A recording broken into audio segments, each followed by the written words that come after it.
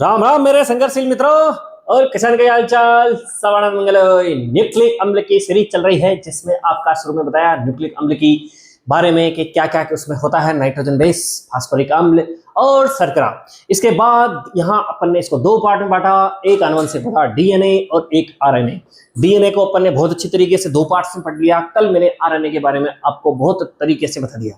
आज का जो टॉपिक है दोस्तों, मैं खुद आई वॉज सरप्राइज टू सी, मैं इसको बिल्कुल देख के इतना सरप्राइज हुआ कि ये आपके एलडीसी और सीटी जो 12th बेस का है उसके अंदर ये टॉपिक है, सेंट्रल डोगमा स्कीम।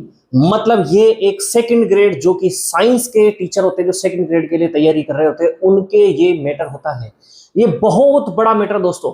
अब मैं सोचा साला इसको अगर तुम्हारे को दें, कई सारे इसमें नॉन साइंस के बंदे भी होंगे, यानी जिसके विज्ञान सब्जेक्ट नहीं है, वो अगर मैं उतना ज्ञान तुम्हें दे दूंगा तो तुम उल्टिया करने लग जाओगे और मेरे को गालियां बकोगे, कहां किसका वीडियो देखना साला कुछ समझ में नहीं है।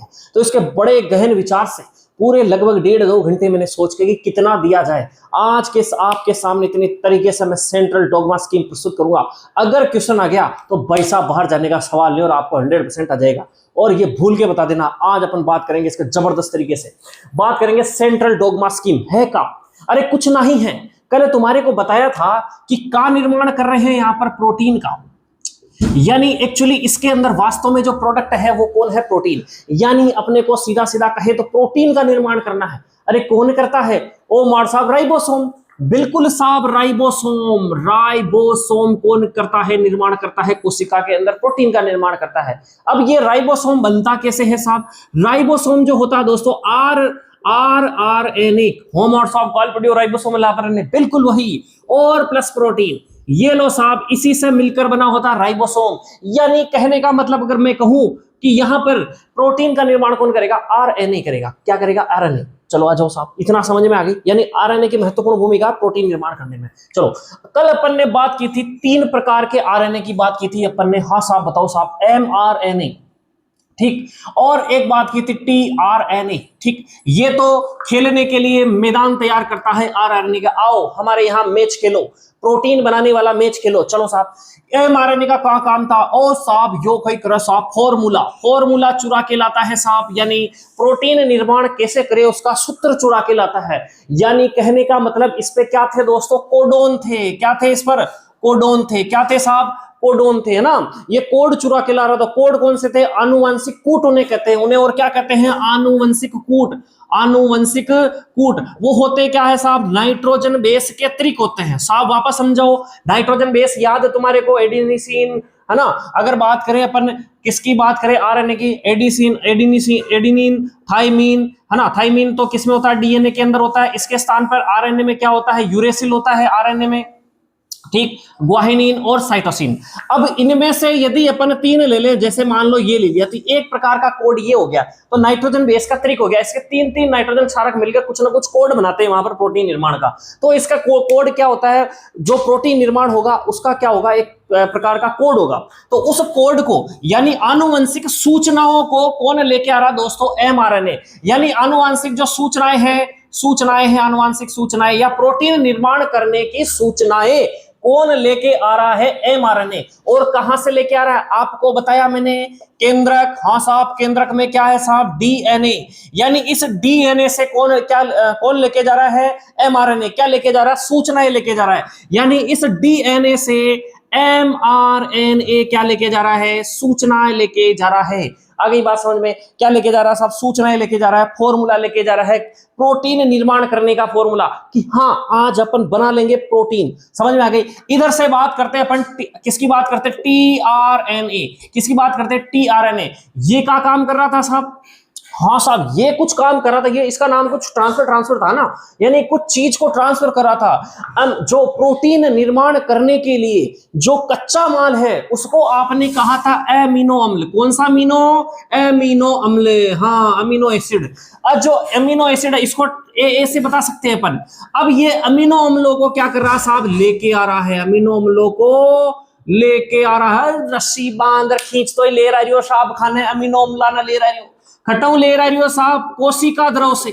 कोशिका द्रव से अमीनो अम्लों को ये लेके आ रहा है। और कहां लेके आ रहा, अपन कहां सब कुछ कहां लाएंगे साहब, आरएनए यानी राइबोसोम पर अपन लेके आ रहे हैं। सब कुछ गेम यही होगा, समझ में आ गई बात। यानी ये जो सूचनाएं लेके आ रहा है वो कहां लेके आ रहा है, यहां लेके आ रहा है। और ये जो अमीनो अम्ल लेके आ रहा है वो कहां लेके आ रहा है, ये कच्चा माल प्लस फॉर्मूला मिलकर किसका निर्माण कर देंगे साहब, आप मिलकर प्रोटीन का निर्माण कर देंगे। यही क्या है, सेंट्रल डोगमा स्कीम, यह है अपनी राठौड़ी में। अब इसको प्रश्न कैसे आएगा, बात समझ गए होंगे मेरे ख्याल से। चलो साहब, इनके कुछ नाम दिए गए हैं दोस्तों। क्या नाम दिए गए भाई, सबसे पहली बात आपको जान लेनी है कि सब यहां हो क्या रहा है, प्रोटीन निर्माण हो रहा है। क्या हो रहा है साहब, प्रोटीन निर्माण होने की घटनाएं हो रही है। तो पहली स्टेप में चलते हैं साहब, डीएनए। डीएनए से देखो दो चीजें होगी, डीएनए से निर्माण होगा, सबसे पहले डीएनए से निर्माण होगा एमआरएनए। ओ मार साहब तो क्यों सूचनाएं ले जाए, बिल्कुल निर्माण भी होगा एमआरएनए का डीएनए से, और डीएनए से एमआरएनए का निर्माण भी होगा, और ये बना हुआ एमआरएनए यहां से फॉर्मूला भी लेके जाएगा, यानी डीआरएनए का बच्चा है एमआरएनए। बात समझ में आ गई साहब, ओहो बिल्कुल सही बात।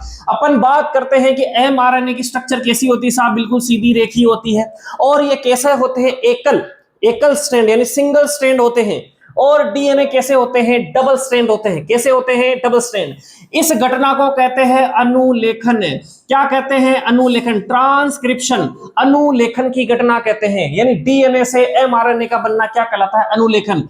और इस एमआरएनए से किससे, इस एमआरएनए से किसका निर्माण हुआ साहब, प्रोटीन।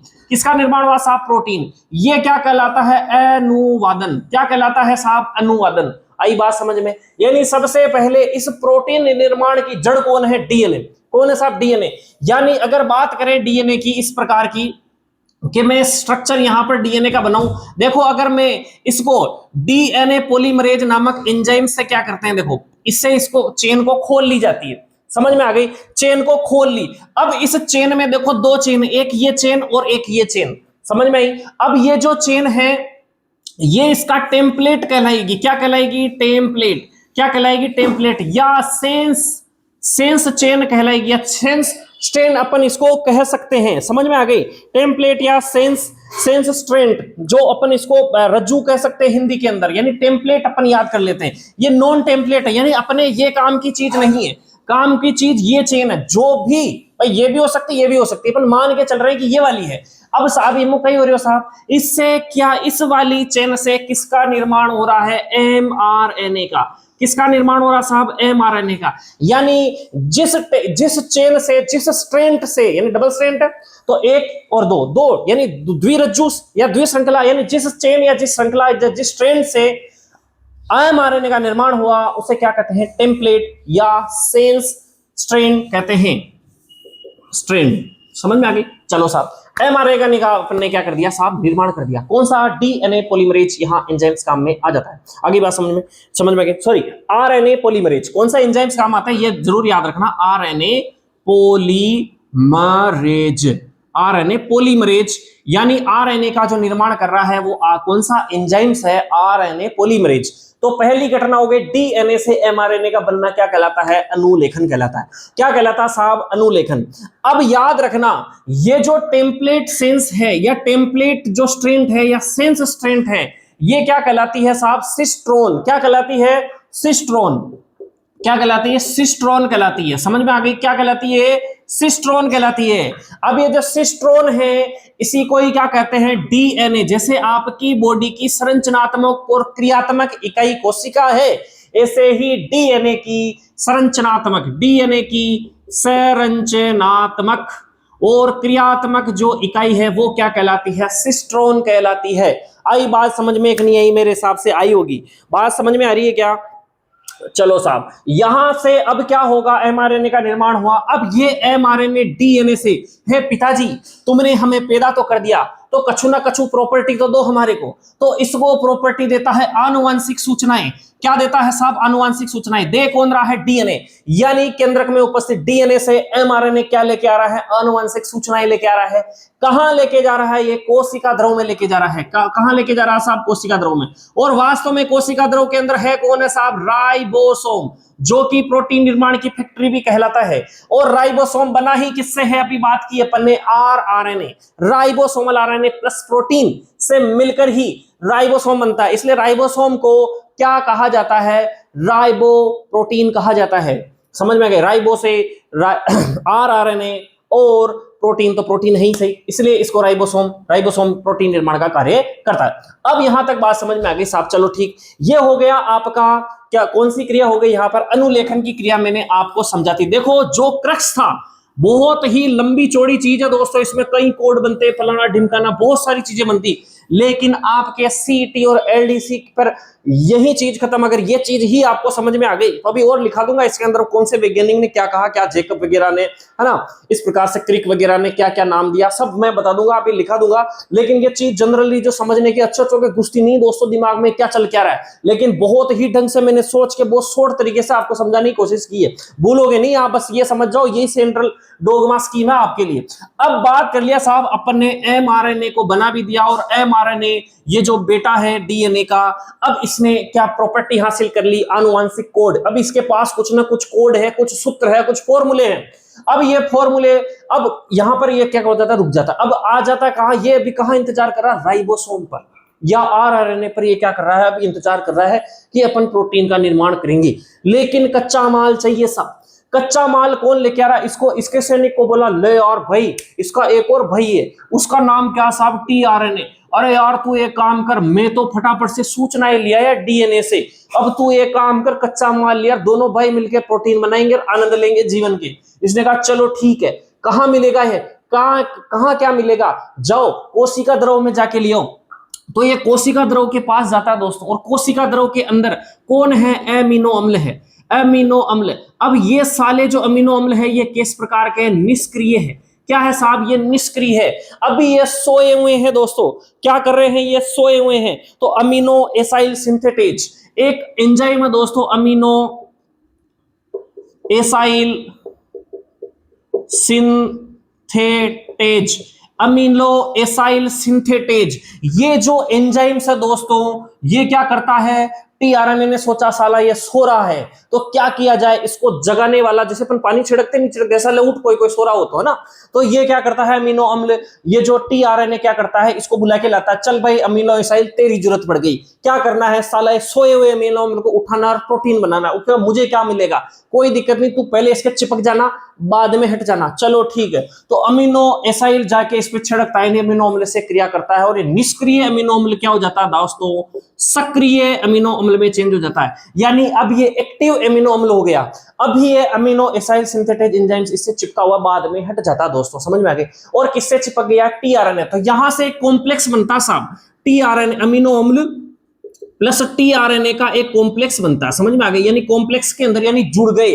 अब ये रस्सी बांध के अमीनो अम्ल को पकड़ लाया साहब, रस्सी बांध के अब ये खींच के लेके जा रहा है। लेके कहां जा रहा है? राइबोसोम या आरआरएनए पे लेके जा रहा है। आई बात समझ में? क्या करना है? इसको प्रोटीन निर्माण करना है। क्या करना है? अब पॉलीपेप्टाइड। अब भाई अमीनो अम्ल, अब ये बेचारा सक्रिय, अब इसको क्या करना? बंद बनाने, बंद बना के ही तो फिर प्रोटीन बनाएगा। ठीक है, तो इसके अंदर कुछ बंद बनाने के लिए पॉलीपेप्टाइड एंजाइम्स लगाया जाता है, और जिससे इसके कारण क्या बन जाता है? बंद बन जाता है। और ये जो इधर ये है आपका आरआरएनए, आरएनए या राइबोसोम। ठीक, अब ये राइबोसोम पर क्या करता है? इधर से ये अमीनो अम्ल को लेके आता है कौन? टीआरएनए को। ये हो गया अमीनो अम्ल, कच्चा माल। और इधर से एमआरएनए क्या करता है? सूत्र, फॉर्मूला या सूचनाएं, आनुवांशिक जो सूचनाएं है ये लेके आ रहा है। अब फॉर्मूला भी मिल गया भाई, कैसे बनाना प्रोटीन को, अमीनो अम्ल कच्चा माल ही बन गया।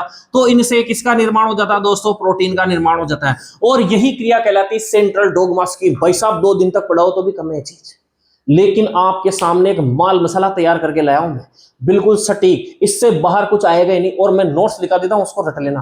ठीक है, अब मैं लिखा देता हूं इसके बारे में।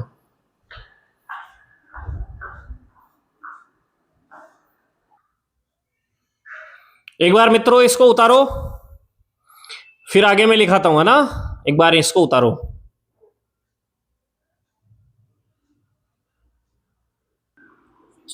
हाँ दोस्तों, स्क्रीनशॉट ले तुरंत। फिर दूसरी वाला जो अनुवादन है उसको लिखा देता हूं, स्क्रीनशॉट ले लो इसका। अब इसका स्क्रीनशॉट ले लो दोस्तों। एक लाइन और, एक दो लाइनें और लिखा देता हूं, जिसके बाद में इस टॉपिक से क्वेश्चन बाहर जाने की संभावना 0% हो जाएगी।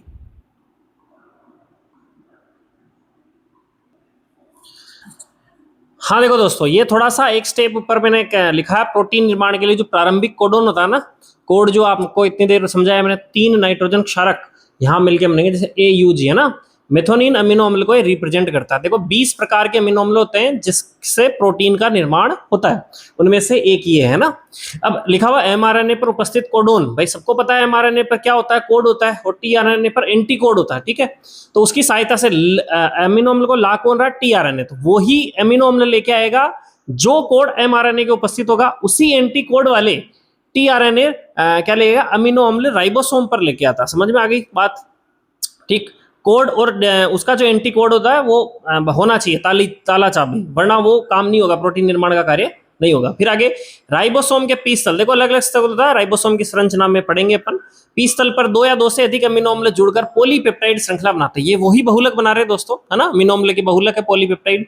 अब ये पॉलीपेप्टाइड, जहां पोली आ गया ना भाई, पेप्टाइड मतलब वही अमीनो अम्ल के बंध, आपने देखा ही था। तो वो पॉलीपेप्टाइड श्रृंखला यही बाद में किसमें बदलती है दोस्तों, प्राथमिक, द्वितीयक, तृतीयक, चतुर्थ प्रोटीन में बदल जाती है। ये आज पार्ट होता है खत्म। वीडियो अच्छा लगा हो तो लाइक शेयर सब्सक्राइब जरूर करें। ओके, जय सिया राम।